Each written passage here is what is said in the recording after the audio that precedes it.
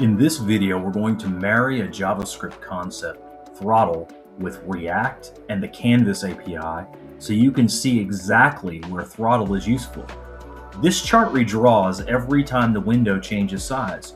We're going to use Throttle to dramatically cut down those redraws.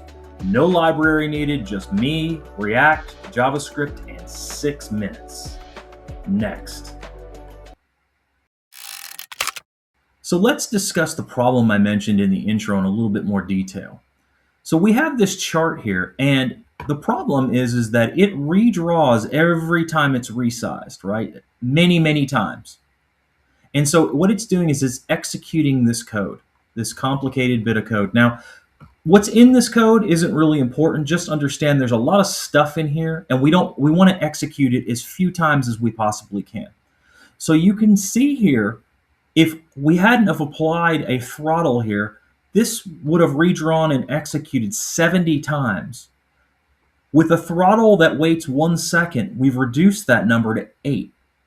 And so that's the problem we're solving here.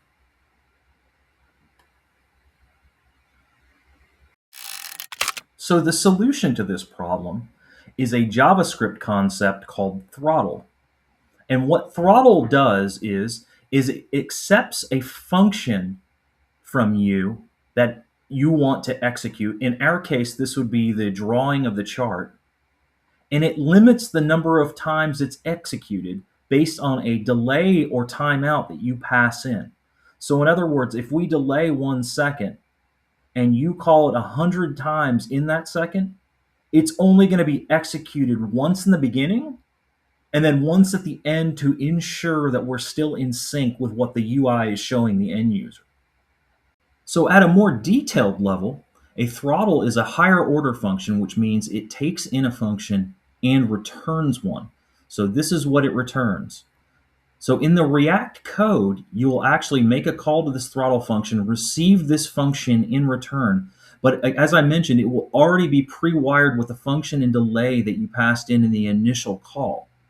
It utilizes 2 closures, one to determine whether it should execute or not, the other in the event, optionally, that you have parameters in the function that you passed in on the original call.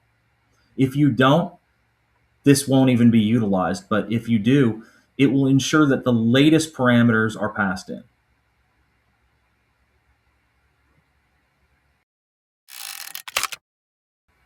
Now that we've got our throttle in place, let's step over into the React code and make the adjustments that we need to implement our solution. I'm navigating down to the area of this component where we've added code that will actually wire up the throttle. So you can see here, it's not very much. All we have is we have a useEffect hook that will execute only when the data is changed. So when this data changes, we're going to reinitialize our throttle here, as you see.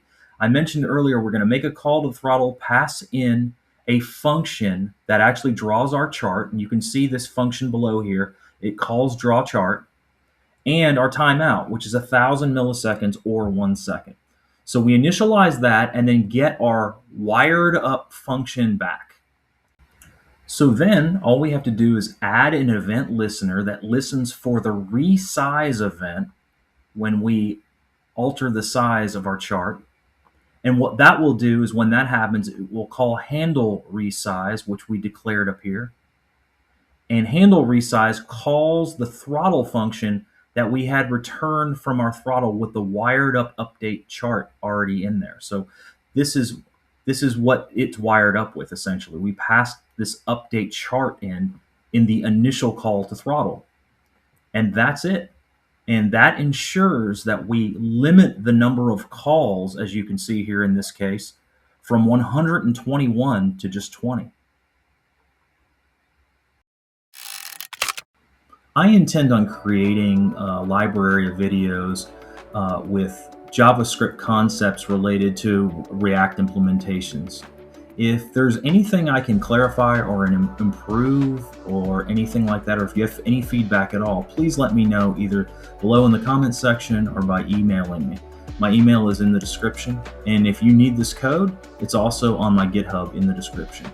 Thanks for watching again, and good luck in all your endeavors.